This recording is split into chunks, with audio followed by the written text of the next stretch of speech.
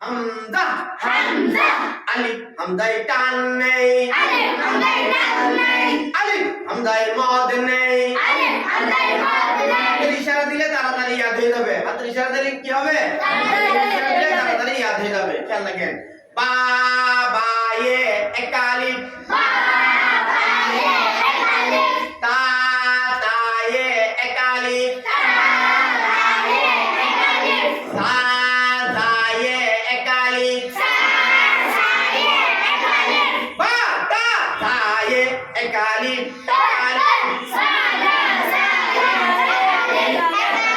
আর দিবা বা তা দায়ে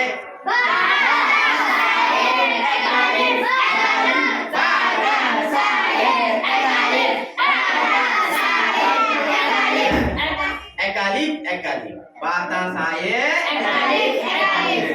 দুই তিনটা শব্দ একসাথে আসলে এটা তিনবার করে করবেন। যেটা আমি একবার বললে তোমরা তিনবার বলবে, মনে থাকবে তো? আর সামনে যেটা আসতেছে এটা সিঙ্গেল হরফ, এটার আগে একালিফ পরে একালিফ। জিম জিমে চার আলিফ চার আলিফ চার আলিফ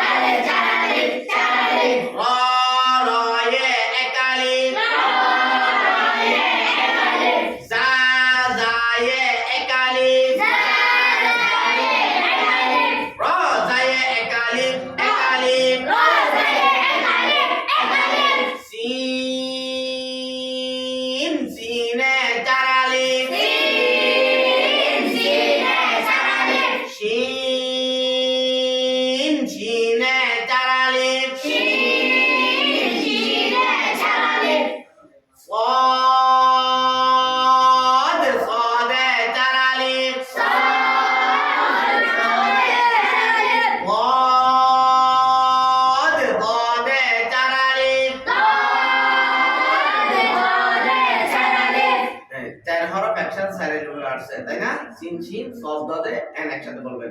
সিন শিন শব্দ দে চার হরফে চার আলিফ চার আলিফ সিন শিন শব্দ দে চার হরফে চার আলিফ চার আলিফ চার হরফে বলবেন, চার হরফে নয়। কি হবে? চার হরফে। এটা বহু বচন হবে জমা।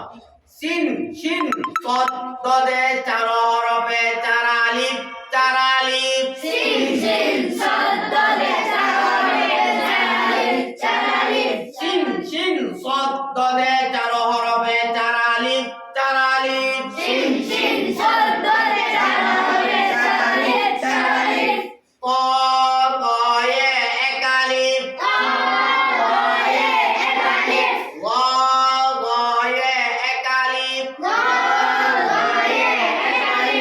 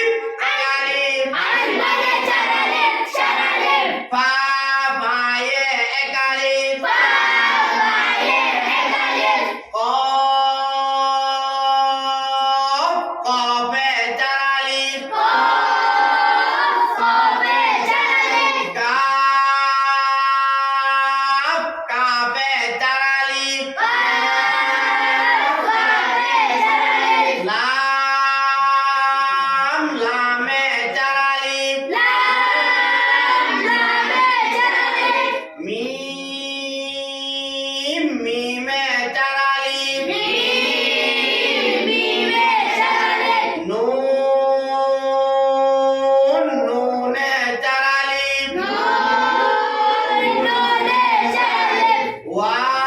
ওয়াও ওয়াওয়ে চার আলিফ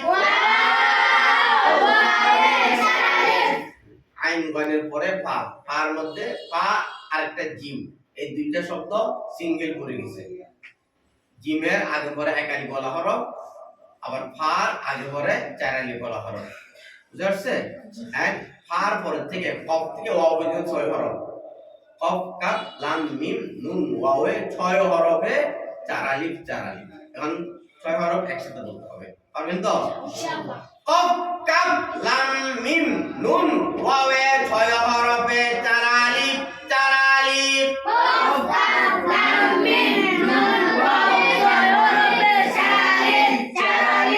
কফ কাফ লাম মিম নুন ওয়াওয়ে 6 হরফে চার আলিফ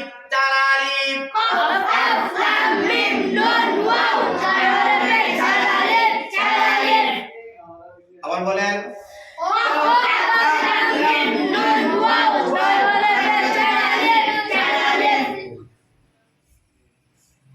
হা হায়ে একালিফ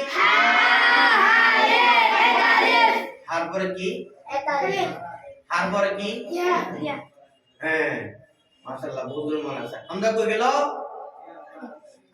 এই আলিফের সাথে আগে পড়া গেছে আমরা আলিফের সাথে কি হয়েছে আগে পড়া গেছে টান নাই এগুলি প্রথমে করবেন যেহেতু টানওয়ালা টান ছাড়া শব্দ মাত্র দুইটা টান ছাড়া শব্দ কয়টা দুইটা আবার এগুলি ভাগ করে আমার মস্ক নম্বর 3 4 এর মধ্যে আবার পড়বেন বুঝা যাচ্ছে হা হায়ে